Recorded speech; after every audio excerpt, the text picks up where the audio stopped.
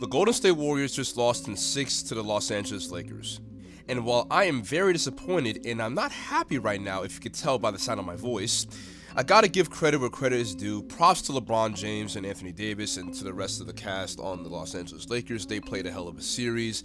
They played better than the Warriors and they just dismantled them entirely. They played their hearts out, and good luck to them in the rest of the postseason, and hopefully they can make a championship run. But I digress. This might be the last time we see the Golden Trio with Draymond, Klay Thompson, and Curry together.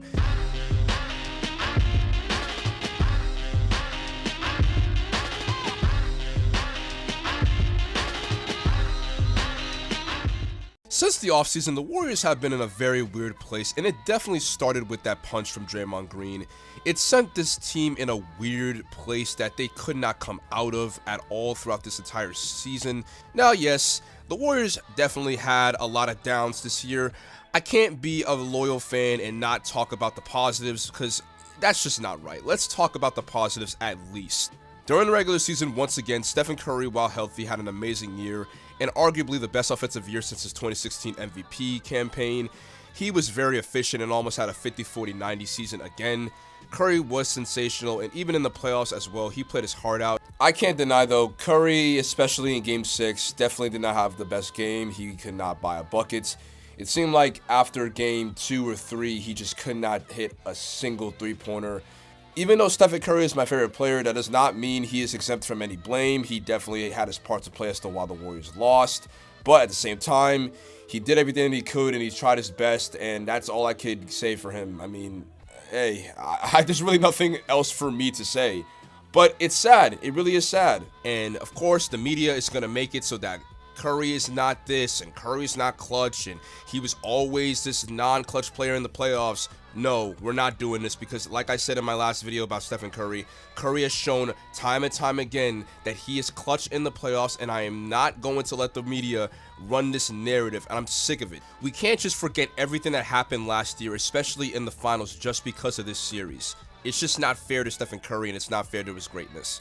Stephen Curry is still arguably top 10 all time. He's one of the greatest point guards to ever play this game, and he's one of the best players in the world, and he's going to continue to be that. Kevon Looney once again proves why he is vital to the Warriors with his rebounding and his defense. In crucial games, he showed up with his impact on rebounding and second chance opportunities, and while he did struggle against the Lakers in the second round, I am still proud of him, and he honestly is a very important member of the Golden State Warriors and why they were able to win championships. Andrew Wiggins, while he had some off-court personal matters during the regular season, he still played like an all-star caliber player when he was healthy, and he improved tremendously on the defensive end, and I hope he makes better strides. While he is not the greatest shooter, he definitely is a very athletic person, and if he improves on his jump shooting, especially from the mid-range, it'll definitely make him more of a deadly player. He's still young, he still has time to improve. Hopefully there's a lot more room for improvement next year. Alright, let's get to the negatives now, and let's start with Jordan Poole. When the Warriors gave him that contract, I was somewhat happy, but also disappointed because Draymond Green definitely should have gotten an extension. But I was hopeful because Jordan Poole definitely proved to be a very vital piece to the Warriors' title run last year. But this season, like, oh my God, he just plays so carelessly. His shot selection this year was just terrible. He was a walking turnover machine. He dribbles the ball so carelessly, and I don't understand what happened. People were saying that Austin Reeves was better than Jordan Poole, and to be quite honest, at this point, he is better than Jordan Poole. He was terrible in the first round against the Kings, and he was even worse against the Lakers in the second round. Like, I honestly think he should be traded in the offseason. Bob Myers should just look at himself and just be disappointed with himself, because the fact that we really chose him over Green is ridiculous. Steve Kerr, I am not going to hold back, because I think this was the worst year of his career while being the coach of the Warriors. I was just in disbelief how he just was unable to get out of his own way, and he was just so stubborn this year. And do not get me started with his roster rotations. It proved to be even worse in the playoffs. The amount of times he was incapable of getting his team out of the gutter, not just with the Kings but with the Lakers, was just bad. Like, did Darvin Ham take over this man's body during the second round? Like, what happened to you? Steve Kerr deserves part of the blame for why the Warriors had a down year, because he was just awful at times, and it was just disappointing because he is such a good coach, and for him to go down like this, oh man, I'm gonna do my best to keep calm because but I make no promises. Klay Thompson, throughout this entire year, was very inconsistent. He did have some moments where he did, have a great stretch of games. He was hitting his shots, but in the playoffs, especially against the Lakers, he was terrible after game 2. His brain-dead decision in game 4 to take those 2 threes is what led us to being down 3-1 in the first place. And now he is just, I don't know what happened. I do not know what happened to his scoring ability. After game 2, he just could not shoot a ball in the basket, and I don't understand what happened. I won't put all the blame on Klay Thompson, but after game 2, he is mostly responsible for why the Warriors ended up losing this series. And I just don't know what to say. I don't know what to say. I really am at a loss for words right now. And last but not least, let's talk about the big elephant in the room, Draymond Green. Now, I am a Draymond fan. I think he's one of the best defenders in the league in all time, and he is an amazing playmaker and enforcer for the Warriors, and he is very impactful, and I will forever be grateful for that. But here is the issue.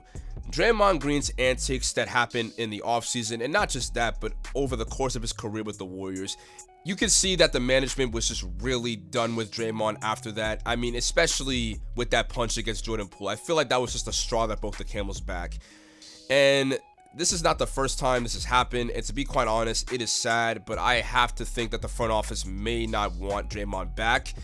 I would love for him to come back because he is the heart of this team, and he has shown that he is way more important than Jordan Poole, but Bob Myers definitely has a tough decision to make, and I do not know if the front office wants him back after the incidents that he's had, but hopefully they can give him another shot. Losing Draymond in the offseason is going to hurt the Warriors more than help them.